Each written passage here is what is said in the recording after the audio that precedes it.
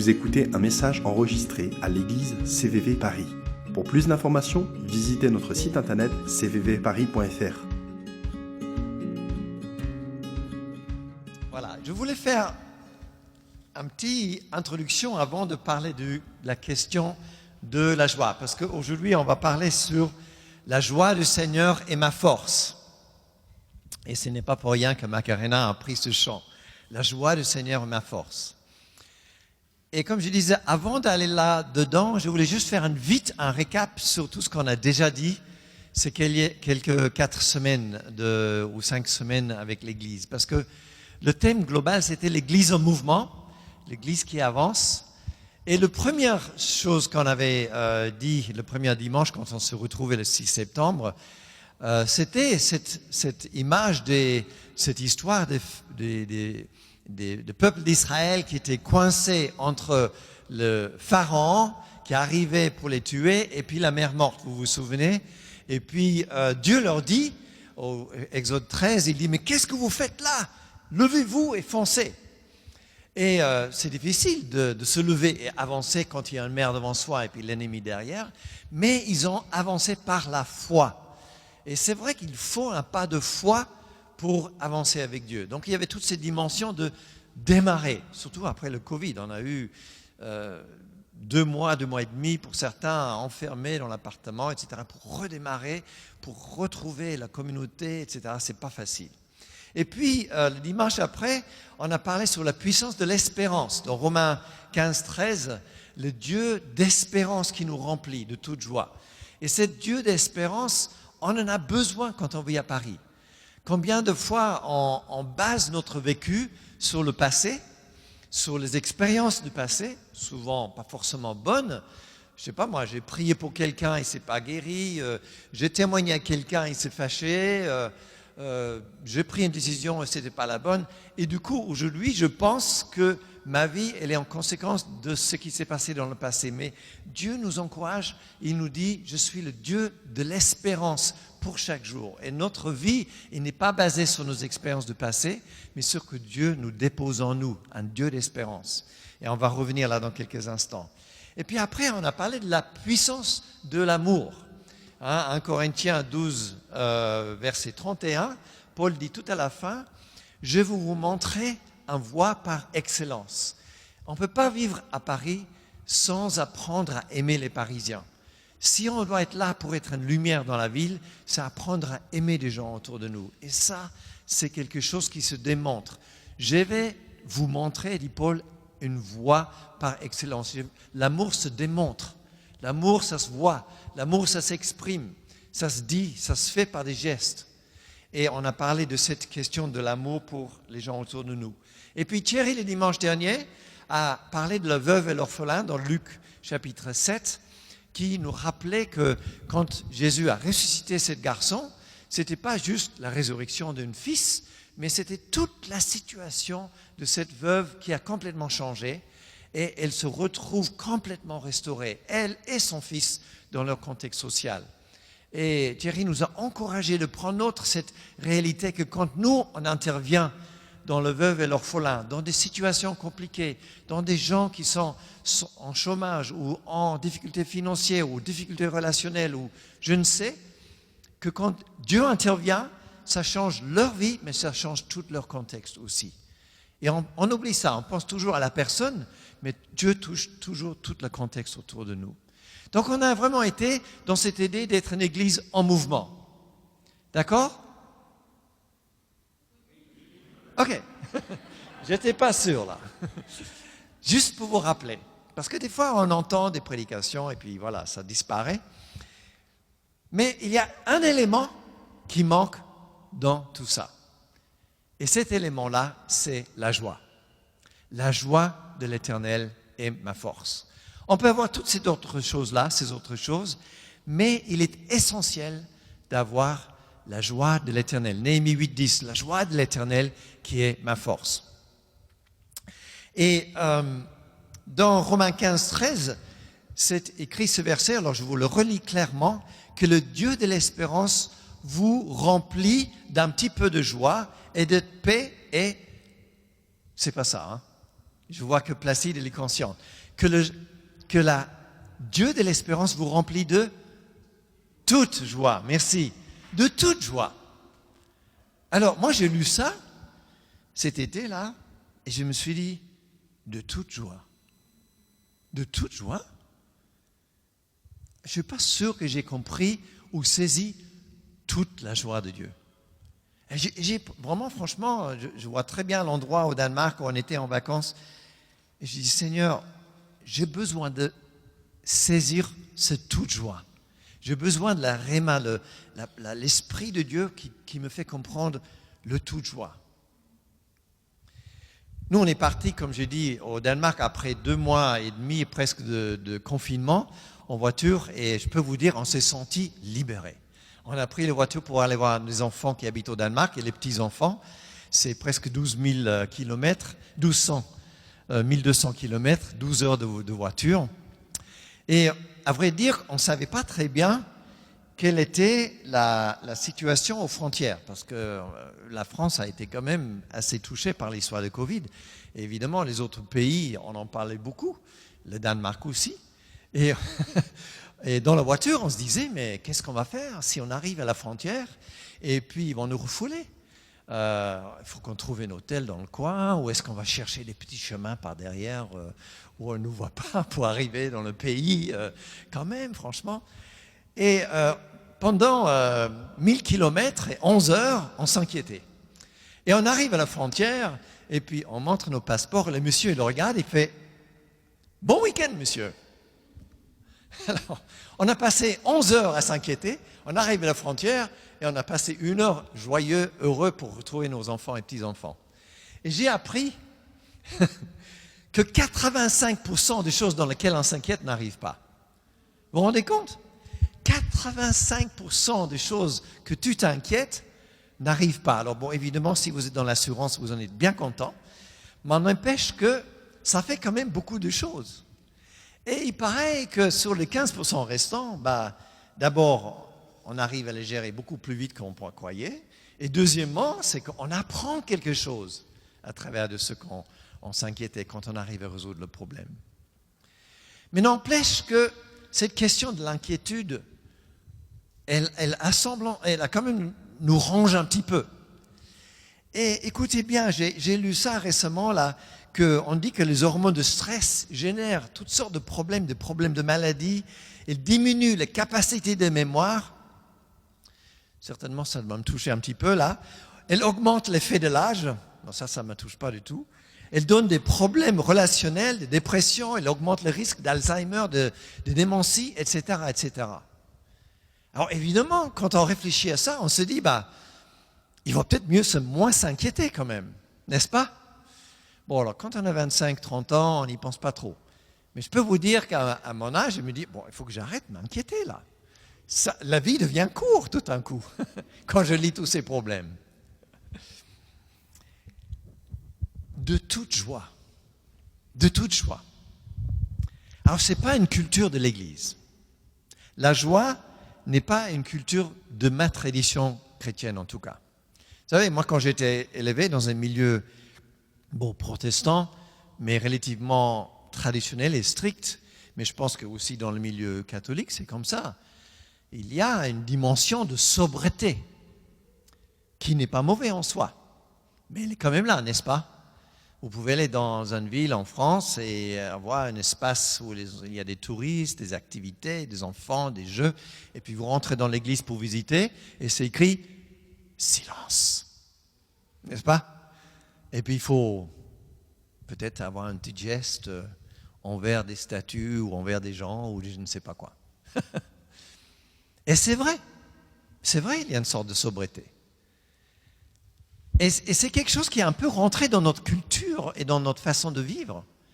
Et j'ai envie de dire que même dans nos milieux, alors on dit évangéliques, mais dans nos milieux protestants et chrétiens et dans notre culture à nous ici, quelqu'un au fond de la salle viendrait devant, alors Alan qui est au fond, je te vois, donc s'il serait là en train de pleurer et puis il se met à genoux, qu'est-ce que vous direz? Vous direz, encore Seigneur, encore, plus de repentance, n'est-ce pas? Mais s'il venait devant en train de rigoler, se classe-fauter, rouler par terre, je pense qu'on dirait, Richard, faut le sortir, lui. Elle ne le ferait pas. Ah. Mais c'est juste pour vous donner deux extrêmes, n'est-ce pas? On est quand même dans une idée que si on est sobre, si on est sage, si on est souriant et si on fait une petite sourire, disons, poli vers l'autre, et ça se voit même plus maintenant avec la masque, eh ben, on est chrétien. Mais si on exprime la joie, il faut faire juste attention avec ces gens-là. C'est incroyable comment la joie a un petit peu quitté notre culture d'église. Alors, je voudrais qu'on lise ensemble Philippiens 4.4. Philippiens 4.4. Pour ceux qui connaissent leur Bible, elle est connue cette verset. Réjouissez-vous dans le Seigneur. Je le répète, réjouissez-vous. Ah, j'ai mal écrit le mot. Heureusement que ça ne se voit pas trop. Réjouissez-vous dans le Seigneur. Réjouissez-vous. Philippiens, c'est intéressant parce que c'est le verset que Dieu, c'est le lettre que Paul a écrit quand il était en prison. Et il envoie une lettre aux Philippiens parce qu'ils ont envoyé de l'argent à Paul. Il était en prison et certainement ils se sont dit, mais on va aider Paul qui est en prison, on va lui envoyer de l'argent. Et donc il répond une lettre très sympathique et pour le remercier pour ça. Vous savez, c'est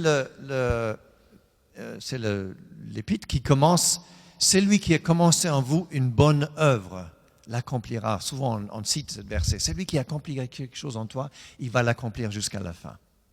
C'est lui qui accomplit en vous une bonne œuvre. Dieu a fait quelque chose de bon en toi. Il a fait quelque chose de bon en moi. Et il va l'accomplir jusqu'à la fin. Ça, c'est un sujet de joie. C'est quelque chose dans lequel je peux me réjouir. Alors, des fois, je ne le vois pas. Des fois, je ne le comprends pas. Des fois, je ne le sens pas. Mais Dieu a commencé quelque chose enfin et il va l'accomplir jusqu'à la fin. Et du coup, on arrive à ce verset, chapitre 4 et verset 4, où il dit « Réjouissez-vous ». Mais vous savez quoi? Il dit ça juste après un verset où il parle à deux sœurs et il dit « Dites aux deux sœurs de régler leurs problèmes entre eux ».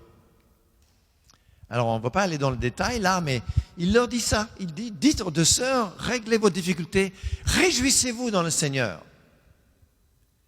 Et je me demande combien de fois est-ce que nous, on ne confronte pas les problèmes ou les difficultés avec « Écoutez, réglez vos histoires, il faut se réjouir dans le Seigneur ». On ne fait pas ça. On commence à réfléchir, en philosopher, on écoute. Et je ne dis pas que des problèmes entre nous peuvent être compliqués des fois, mais malgré tout, Paul ici, il dit « Réglez vos difficultés et réjouissez-vous ». Moi, j'ai lu un petit peu plus loin dans Romains 14, Paul il dit qu'en effet, le royaume de Dieu n'est pas le boire et le manger, mais c'est la justice, la paix et la joie.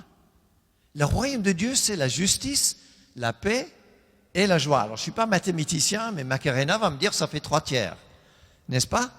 La justice, la paix et la joie. En fait, le royaume de Dieu est coupé en 3 parties. Et si quelqu'un manque de justice dans sa vie, ou n'a pas compris la justice, parce qu'on parle de la justice de Dieu, on ne parle pas de la justice du gouvernement ou de la police, ou etc., sociale, on parle de le fait que Dieu nous a libérés, nous a justifiés. Il a pris la place pour nous. Et il n'y a plus de condamnation en Christ. C'est lui qui croit en lui, il n'y a pas de condamnation. Si tu n'as pas compris ça, on va t'en parler, on va te confronter. Si tu n'as pas la paix dans ton cœur, mais je veux dire, pas juste la paix du bruit, mais la paix au fond, là, dans les tripes, on va te dire, mais tu n'as pas compris ce que Dieu a fait pour toi. On va te confronter. Mais si tu n'as pas la joie, qu'est-ce que t'en dis, Laura? On va se confronter et on va se dire, mais si tu n'as pas la joie, il y a un truc qui ne colle pas. Et le truc, c'est que Paul, il le répète. Il répète, c'est un ordre. Il dit, réjouissez-vous. C'est un ordre. Alors, je ne sais pas si vous avez remarqué, mais moi, je n'ai pas trouvé autrefois dans la Bible, en tout cas. Bon, moi, je ne suis pas un grand théologien de la Bible, mais Randy, Thierry, vous allez me confirmer ça. Mais est-ce que vous avez lu « Ne tuez pas », je le répète, « Ne tuez pas ». Non. On vous dit « Ne tuez pas », je dis « Ok, j'ai compris. Hein. » Ne volez pas, ok, d'accord, je ne vais pas voler. Ne commettez pas de l'adultère. Bon, peut-être qu'il faudrait le répéter plusieurs fois pour certains gens. C'est les hommes, n'est-ce pas? Mais n'empêche, c'est écrit qu'une fois. Mais la joie, Paul, il dit, réjouissez-vous, et je le redis, réjouissez-vous. Alors, attends, le CVV, on a besoin de saisir ça. On est d'accord. On a besoin de saisir ça. On a besoin de saisir ça. Et d'être dans la joie. C'est une joie d'être chrétien. C'est une joie de connaître Dieu. C'est une joie de proclamer l'évangile à des gens autour de nous. C'est lui qui fraye un chemin, qui fait des choses impossibles comme Randy a partagé. C'est une joie. Et on n'a pas honte de ça. Alors moi, je sais qu'il y a des gens qui nous disent, oui, non, mais vous savez, moi, je suis, de nature, une personne un peu sérieuse. J'exprime pas toujours, comme tu dis, Johan, voilà.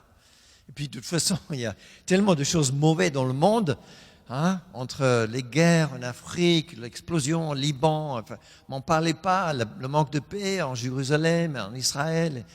Il y a tellement de choses terribles, je ne suis pas sûr qu'on peut être dans la joie. Et je vous l'accorde, il y a des problèmes dans le monde. Et il y a des problèmes en France. Il y a des problèmes à Paris. Il y a le Covid, vous l'avez remarqué, n'est-ce pas? Mais ça m'amène à mon deuxième point. La joie est un vêtement. Ah bon? Ben oui. La Bible nous dit que la joie est un vêtement. Parce que Ésaïe 61, 3 nous dit qu'il va nous donner un vêtement de louange plutôt que de tristesse. Il nous donne un vêtement de louange, de proclamation, de reconnaissance au lieu d'un esprit abattu. Et il y a quelque chose avec un vêtement qui est particulier. Alors, vous pouvez demander à Maryse, mais moi je ne suis pas très doué dans les vêtements. J'ouvre mon placard, je prends la première chose qui me tombe dessus et je m'habille. Et tout de suite, ah non, ce couleur ne va pas avec ça ne va pas avec ça. Et aujourd'hui, c'est l'hiver, tu ne mets pas ça. Et l'été, on met ça. D'accord. Mais quand je vais au mariage, alors là, je choisis un vêtement. N'est-ce pas? N'est-ce pas, Ludo? Et c'est le dernier qui s'est marié. Il a réfléchi à ce qu'il allait mettre. Et le matin, quand on se lève, on regarde dans le placard et on voit la foi, la paix, la justice. Ah, tiens, la joie. Est-ce que ça te prend? Est-ce que ça t'arrive, de dire « Je choisis d'être joyeux ». Alors, les circonstances ne me le demandent pas, le monde, les situations sociales, etc. Mais c'est une joie qui appartient à Dieu et il me le met à l'intérieur. Et je choisis de l'accepter. Et combien de fois on l'oublie dans le placard, n'est-ce pas? Ben oui. Et je me mets avec vous. Combien de fois on s'est dit, ok, je pars au boulot, j'ai des choses à faire, je suis occupé. Et ça m'amène à la prochaine point, c'est que la joie, c'est pour maintenant. La joie, c'est pour maintenant. Vous savez, il y a beaucoup de gens, je ne parle pas des chrétiens, mais des chrétiens peut-être aussi, qui se disent, moi je serai heureux, je vais être dans la joie quand je déménage à la campagne. Je vais être joyeux quand je me marie. Je vais être heureux quand ma femme m'a changé. Je vais être heureux quand j'aurai une voiture. Je ne sais pas moi. Mais c'est clair, c'est des gens, ils pensent ça. Et le pire, c'est qu'ils passent leur vie à s'attendre que leur situation, que leur femme, leur mari, leurs enfants, qu'un jour ils seront à la campagne, j'en sais rien. Ça s'appelle la maladie de la destination, il paraît. On n'arrivera jamais. Et vous le savez comme moi, la joie n'a rien, ça n'a rien par rapport aux circonstances. On n'est pas responsable et on ne peut pas régler les circonstances autour de nous comme ça. La joie, ça se décide et ça s'accepte maintenant, n'est-ce pas? Moi, j'étais touché par le message que le Seigneur a donné à Karine. Parce qu'il y a beaucoup de gens qui veulent absolument voir plus loin. Et en fait, ce que Dieu est en train de nous dire ou à dire à cette personne, c'est que accepte la joie là où tu es. Oui, peut-être qu'il y a un peu de brouillard devant. Oui, peut-être que les choses ne sont pas très claires. Mais saisis la joie du Seigneur. Saisis-la. Et c'est un choix que nous avons à faire consciemment, chacun de nous. Pour une Église qui est en mouvement, avec la foi, l'espérance, l'amour et la grâce de Dieu, on a besoin de la joie.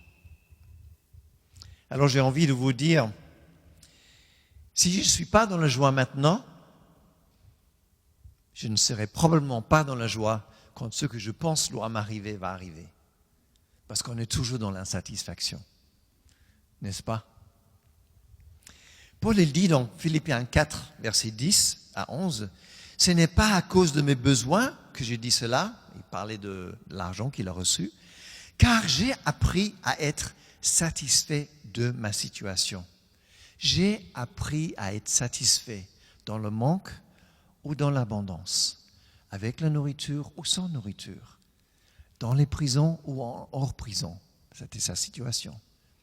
J'ai appris à être satisfait là où j'en suis dans ma vie. Ça, je peux vous dire que dans le monde aujourd'hui, pour vivre ça, c'est un immense témoignage. Un immense témoignage. Et je ne veux pas pointer les doigts parce que ça nous arrive à tout le monde, mais le monde n'est pas satisfait. Des fois, on a tellement de choses, tellement accès à tellement de possibilités, mais on n'est pas satisfait. Et on n'est jamais satisfait. Et je pense que la joie du Seigneur, c'est justement ça qui nous satisfait, qui est une satisfaction profonde en nous. Et puis je finis avec la joie du Seigneur et ma force. La joie du Seigneur et une force, dans Néhémie 8:10. Et vous savez, je me suis fait la réflexion hier, en fait, seulement, c'est que dans l'histoire de Néhémie, on ne va pas aller là-dedans, dans le contexte, mais en fait, ils étaient en train de construire des murailles, et puis c'était Esdras qui était en train de lire les lois de l'Éternel, et le peuple était triste. Et ils avaient dans les mains des truelles et l'épée, parce qu'ils étaient très inquiets par rapport aux gens qui allaient détruire leurs murailles. Et ce qui ce qui est intéressant surtout, c'est que les prêtres leur disent, vous avez des outils et des armes dans les mains, mais c'est la joie de l'Éternel qui est votre force. Ce n'est pas ce que vous avez dans les mains. C'est la joie de Dieu, c'est ce qu'il pose dans notre cœur qui est ta force. Ce n'est pas ce que tu tiens qui est ta force. Ce n'est pas ce que tu fais qui est ta force. Mais c'est ce que Dieu est pour toi. Et Romains 12:2 nous dit quelque chose d'intéressant. Il nous dit que on doit être transformé par le renouvellement de notre intelligence. Romains 12:1 nous dit, on va donner nos corps comme un sacrifice vivant. Et tout le monde ici donne sa vie comme un sacrifice vivant, à mon sens en tout cas pour vivre à Paris déjà, pour le boulot qu'on fait, pour le travail qu'on fait. On donne nos vies, c'est vrai. Mais le verset 2 nous dit, soyez transformés. Moi, j'ai envie de vous poser une question. Si les Écritures nous disent que la joie du Seigneur est ta force, où est-ce que tu trouves la force pour recevoir la joie? Si les Écritures te disent que la joie du Seigneur est ta force, où est-ce que tu trouves la force pour recevoir sa joie? Eh bien, Jésus nous l'a dit. Devinez. Dans Jean 15. Jean 15, « Tout comme le Père m'a aimé, moi aussi je vous ai aimé. » Jésus, il t'aime d'un amour passionnant. De la même manière que Dieu a tellement aimé le monde qu'il envoie quelqu'un pour que tu aies une rencontre avec cette personne, Cette personne, Jésus, il t'aime d'un amour passionnant. Il est prêt à donner sa vie pour toi. C'est ce type d'amour-là. Demeurez dans cet amour. Demeurez là-dedans. Ça veut dire quoi, demeurer? Ça veut dire de ne pas sortir de ça. Et ça, je reconnais, j'en ai déjà parlé ici, c'est un travail. Ça veut dire marcher dans la rue et consciemment se dire, Seigneur, là je suis en train de faire le chemin vers le métro, mais je demeure dans ton amour. Tu es celui qui marche devant moi et derrière moi, sous mes côtés. Tu m'environnes de ta présence et j'avance dans ta présence, dans ton amour. Je suis dans mon boulot, dans une situation complexe ou dans ma maison en train de télétravailler. Je demeure dans ta présence. Je le fais consciemment dans ma tête. Ça, c'est renouveler notre intelligence. Si vous gardez mes commandements, vous demeurez dans mon amour, de même que j'ai gardé les commandements de mon Père et que je demeure dans son amour. Donc, il y a l'amour et il y a les commandements. Les commandements, ce n'est pas les choses à faire. On est d'accord, hein? C'est pas il faut venir à l'église, il faut prier le matin, il faut lire la Bible. C'est pas ça. On est d'accord. Les commandements, c'est de renouveler l'intelligence, notre façon de penser par la parole de Dieu. Alors que quand on est en manque, comme Randy nous a un peu témoigné, quand on est en manque, on rappelle la parole de Philippiens. C'est lui qui pourvoit à tous mes besoins. C'est lui mon Dieu. Quand on a besoin de sagesse, quand on ne sait pas quoi faire dans une situation compliquée, qu'est-ce qu'il nous dit Jacques? Si vous demandez pour la sagesse, Dieu est libre, il est riche en donnant sagesse à ses enfants. Ça, c'est changer notre façon de penser. Au lieu de réfléchir et chercher un chemin et une idée sage, on dit Seigneur, j'ai besoin d'une idée de toi. Moi, je n'ai pas de solution ici. Et Dieu donne. Ça, c'est renouveler notre façon de penser. C'est obéir à ses commandements. C'est ça. Pas plus.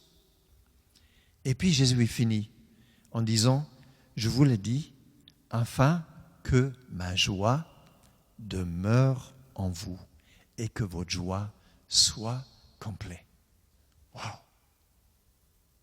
Je vous l'ai dit pour que ma joie demeure en toi. Que la joie de Jésus, que la joie du Père soit en toi. Et qu'il y reste.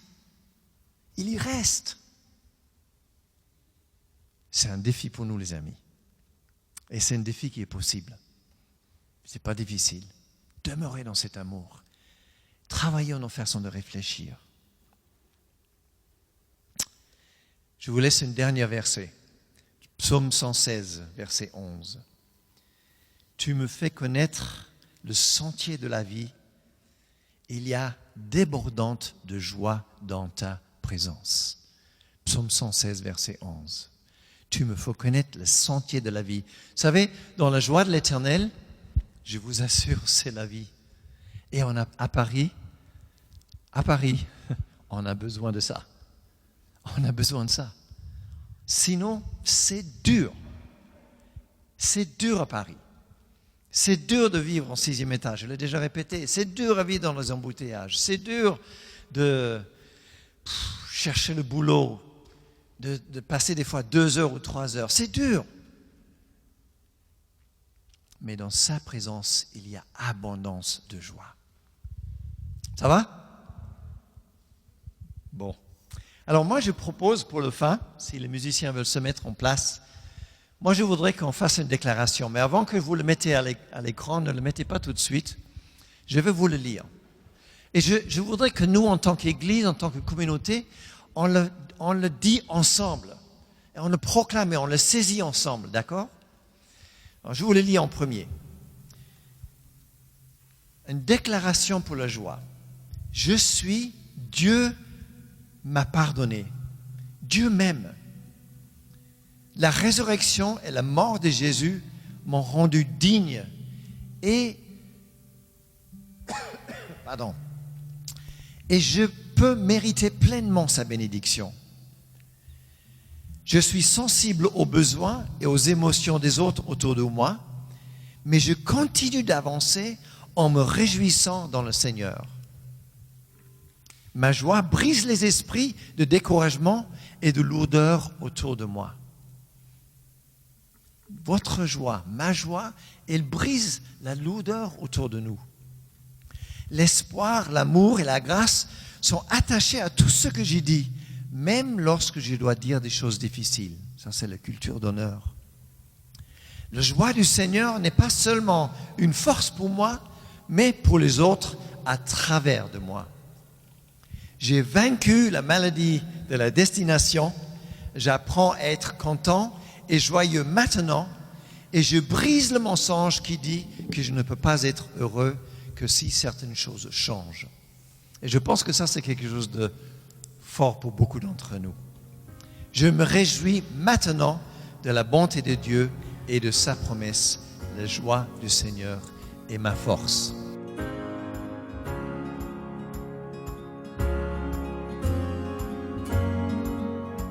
Vous venez d'écouter un message enregistré à CVV Paris. Pour plus d'informations, visitez notre site internet cvvparis.fr.